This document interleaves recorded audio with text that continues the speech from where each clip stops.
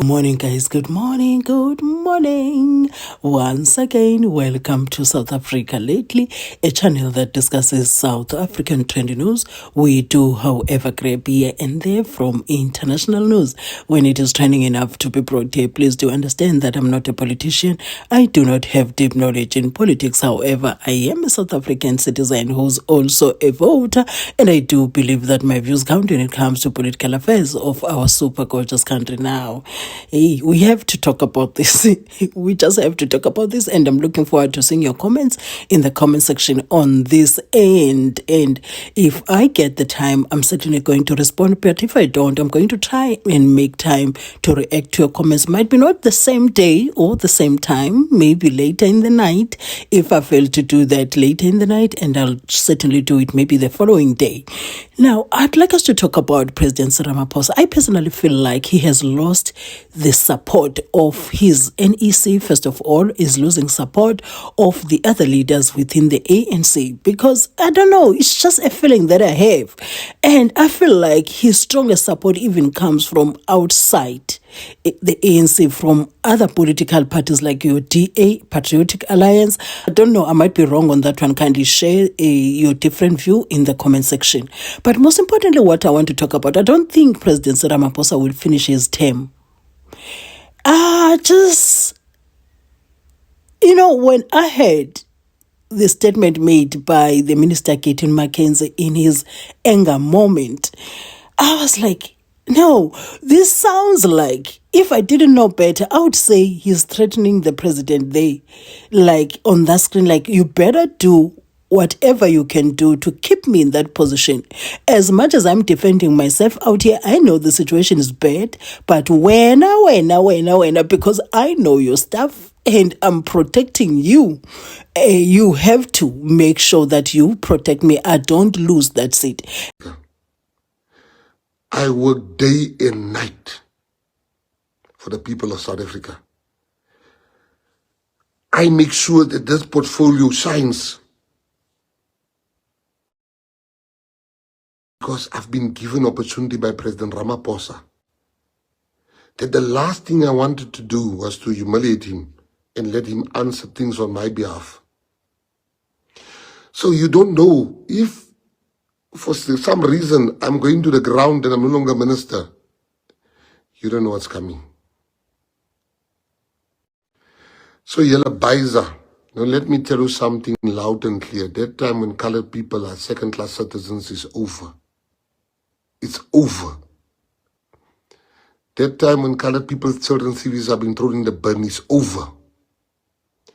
That time when colored people are being told they're not white enough or black enough is over. We don't want to be treated better than black people because they are our brothers and sisters. We want to be treated equally. But ons ek baisa nie vir julle nie. Don't come with lies. And this comes from somebody who, when we were dealing with the issue of Jocelyn, you see, politicians, they don't tell the truth. So, because if they tell the truth, you wouldn't mind losing that position as a minister. Because months ago, when we were dealing with the Jocelyn issue, I think about 3 months ago, he said he doesn't mind losing the position as a minister. And when he said that, his take on that, it was not about the work that was supposed to be done in the Department of Sports, Arts and Culture. He didn't even mention the work of the Sports, Arts and Culture that would be left stranded if he were to leave the position of the minister. He said, if we think his children are going to go hungry, they won't, because their father has worked hard for them. I will sit in jail for 1 year to 2 years for Jocelyn. Do that for Jocelyn. I will wait. I want my lawyers to ask you all questions the world must see. And to everybody listening, let me tell you something. Jocelyn is the window to all the kids that have been missing in Saldanha and nearby. I care about being a minister. Me, my children will not go hungry while I'm in jail. Their father worked hard for them. But the truth must come out. We found children, 2 kids, in the time we were looking for Jocelyn. not the cops. Yellow what said Jocelyn's do it, that child is not dead. Jocelyn is alive. I just want to know who bought Jocelyn. This thing is massive, people. There's big things coming out of here. Don't send messages. Yeah, you mustn't talk about this case. I don't you arrest her. Come arrest me now. Ek paisa julle nie. Ons paisa julle niksie.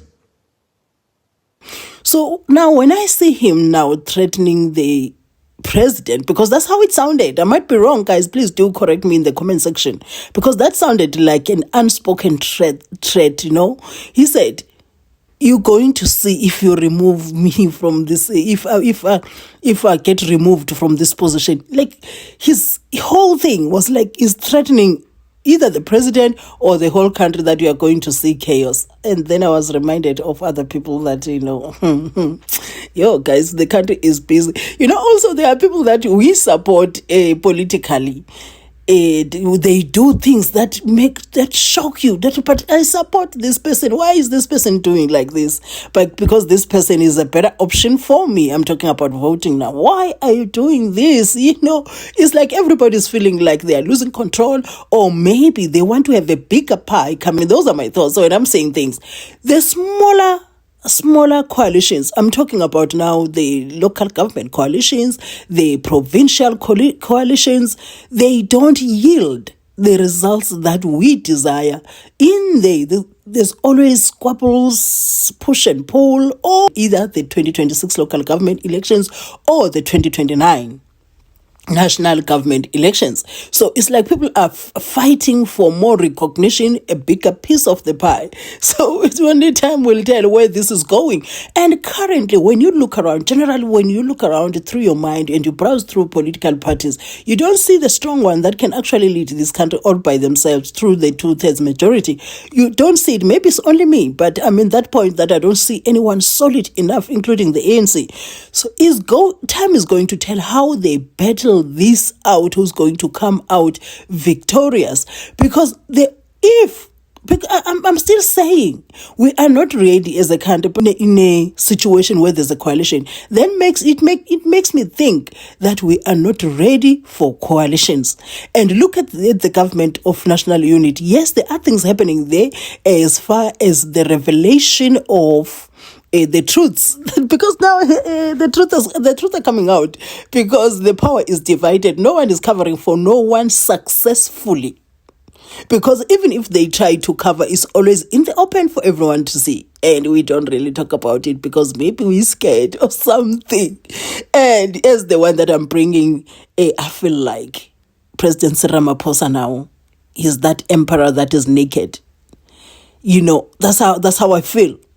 And I don't see the president finishing his second term, but time will tell. So now, if you look at the GNU, it's not really doing the things that are supposed to do. When we're supposed to do things that move us forward, what happens is you'll find it being opposed even by the people within the GNU. The whole thing, it makes you see that, you know what, we are not going anywhere slowly as a country, especially as South Africans. And I still repeat this. No one is interested in what South Africans have to say, how they feel. I liked what Patriotic Alliance said. He said, we have no skin in the game as politicians in what South Africans are feeling. He said, we don't understand. That's why we do things carelessly. That's why we are quick to blame South Africans. I'm going to share that clip. South Africans should have access to healthcare, quality healthcare. And the first priority of government is to its citizens. So we should not start at the wrong end. We should start at what are we doing for our citizens? And then we can take it from there. Because there's always this emphasis where you sacrifice your own to look good to the world. That time is up. I wasn't elected by foreign nationals. I was elected by South African citizens. My first duty is to South African citizens. It does not mean we're going to be inhumane, but our first priority is to rebuild our nation. So at the end of the day, I'm making this video to say, I feel like everything is crashing around President Ramaphosa. That's the way I'm seeing it. And the people that are supporting him, a few that are supporting him, you know, that statement by Batabile Dlamini of Smolanyana Skeletons, that not through shouting outside, because all of us there in the NEC have our Smolanyana skeletons, and we don't want to take out all skeletons out, because there will be, or hell will break loose. So you can confirm, Minister, that you were not appointed by the Guptas? Not at all. Statement, we took it lightly long time ago, and the skeletons are proving they ain't by no means Molanyana. Those are dinosaur skeletons that are coming out. So when you see those, the people that are supporting the president as well, when it's time for them, I feel like when it's time for them to take the punishment they deserve, they go behind, you know what I know, and you can't be doing me like that. So you better keep me in this position. So anyway, guys, if you watched up to here, I'd like to say Nkosi kakhulu for supporting my videos. And the next time you bump into my videos, kindly watch my ads in full, as that support really goes a long way. And to those who are already watching my ads in full, guys, and to have yourself a fabulous day. I'll be seeing you in my next video.